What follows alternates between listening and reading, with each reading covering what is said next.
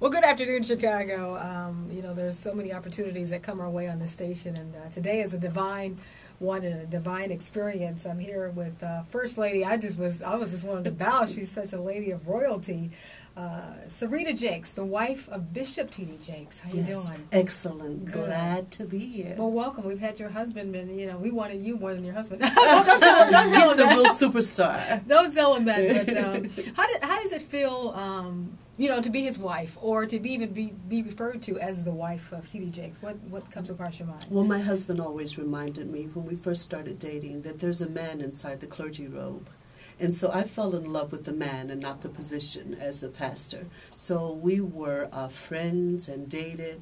As husband and wife, we're just as ordinary couples. But his calling, of course, is a bishop of bishops, and he's called around the world. So to stand by such a powerful man, I find it quite an honor. Okay.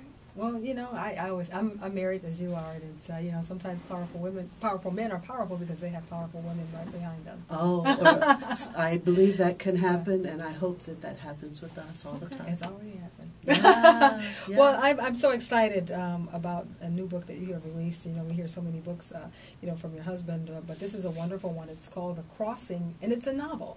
So that even surprised me that it was a novel. Why did you go the novel approach? Well, I think that as Christians, we have to use every venue available to us to preach the gospel and to get a message of healing to our congregation. And so I chose a work of fiction so that I could identify with people who are suffering from PTSD. I sit across the desk from people in counseling settings, whether they're rape victims or victims of domestic violence, children who have witnessed battering, and of course our soldiers who return home, and the families of those soldiers who don't return home. And so I found in counseling settings that they're suffering for something that they have no control over. And I had such a passion to reach into the hearts and minds of our parishioners to let them know that everybody in our congregation is going through something, and in varying levels of trauma, we need to address it. At the Potter's House, we have a Center for Behavioral Disorders and Counseling, and so I thought it would behoove me to take a moment through a work of fiction. I didn't have to change the names to protect the innocent, but I talk about teenagers who are on a school bus returning from a victorious sporting event, and they're having a good time, and cheerleaders are running around. And when you stop at the railroad crossing, as is customary, the door opens. And when the door opened, a gunman comes on the bus and begins to randomly shoot. And so we follow these kids 10 years later in their lives, and they're trying to live productive lives, and they're trying to be married, they're trying to raise their children. And we find out that they're suffering from something that happened 10 years ago. And so are we all, whether it's grief, the loss of a loved one. We were at the Kennedy Center, my daughter and I, a few weeks ago, and on 9/11. And we sat in the Kennedy Center as they reflected on the travesties of 9/11 and what happened at the Pentagon, what happened at the World Trade Centers, what happened on the streets of New York and Washington, D.C. And we found out, even though it happened 10 years earlier, there was such a solemn grief. I never realized that silence could be so loud. And it was so solemn. Every song, every memorial was given. And I felt like when our president said, "Weeping may endure for a night, but joy comes in the morning." And through the crossing, it's a metaphor. It talks about the crossroads in life where we have to decide that we're going to get better, whether it's through counseling, whether it's through medication, whether it's through psychiatric evaluations. We have to see about our mental health. We're so busy exercising, getting our physical health together. What about our emotional and mental health? Wow, that's amazing. Yeah. You can all said it all. I think this is a really good thing because I think this goes beyond just like the church. You know what I'm saying? Sometimes we as church people, we get so caught up and everything happening in the church. I think this is a vehicle to also reach those who are not in the church. Would you say that? It's absolutely a method to evangelize, because I think that a lot of people that will not come in our doors will go to see our movies, our plays, and pick up our novels. And so it's not bait and switch, but it is a creative and unique way to preach the gospel of redemption, because I know that perfect love casts out fear. Nice. And God hasn't given us the fear, but of love and power and sound minds. Okay. If someone picks up this book, what in your mind or in your heart, what would you like them to receive or to walk away with? I would like the reader to know that 1 out of 4 women have been assaulted or sexually abused. So if you just look in your family and you've got more than 5 women in your family, 1 out of that 4 has been assaulted and is suffering from something that they can't get over. Through the crossing, what begins at the crossing will end at the cross. I think that they'll walk away with a message that will not only help them, but help them help someone else. And so that's why I took the risk in writing something that's not flowery, it's not milked down, it's realistic. There's battery, there's murder, but there's also love, there's hope, and there's a message of redemption. So I'm really, really excited about The Crossing, and I'm getting a lot of wonderful feedback. We're number 3 on the African American Christians bestsellers list for the month of September. And we just left Dr. Phil. We were at the 700 Club, TBN, and now I'm here in Chicago getting ready for more book signings across the nation. Okay, another question. What would you say to people to encourage them to come forward to get help for PTSD? A lot of people feel that to come forward and say that they have an emotional disorder, they're too ashamed, they're too embarrassed, they think that people will shun them. But if you had hypertension, you would get your medicine.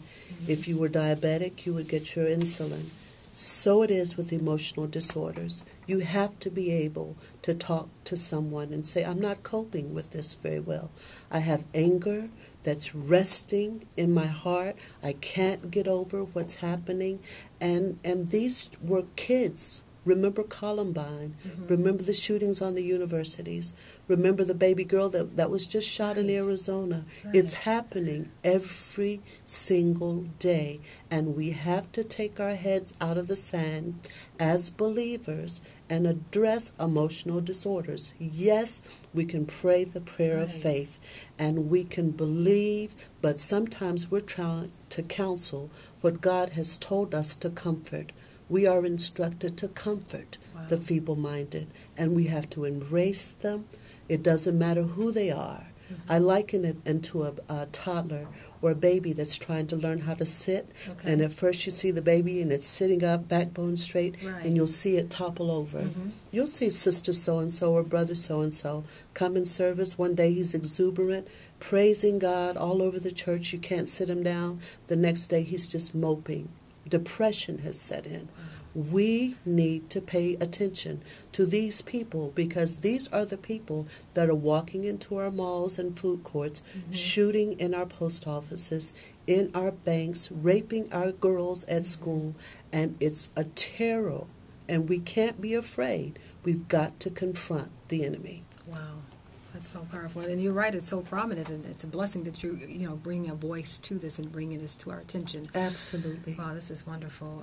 Can you tell me what other projects do you have coming up? Well, we have our Emotions magazine, and we have recently been able to take it nationwide through a partnership in New York. So we're going to be launching that in October at Woman Thou Art Loose at Lakewood in Houston, Texas, October 20th through the 22nd. We have a chapter, a partnership of women across the world called God's Leading Ladies, and we're setting up chapters that will enrich and empower women to not become victims of their circumstances. We have people that are paupers and we have people that are princesses, all sitting beside each other, learning a better way of life.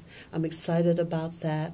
Of course, we are just moving throughout the country with our book tour right now. Okay. And so we're doing all that we can to be effective in the kingdom. My daughter wrote us a blog not too recently. We're trying to be salt. Okay.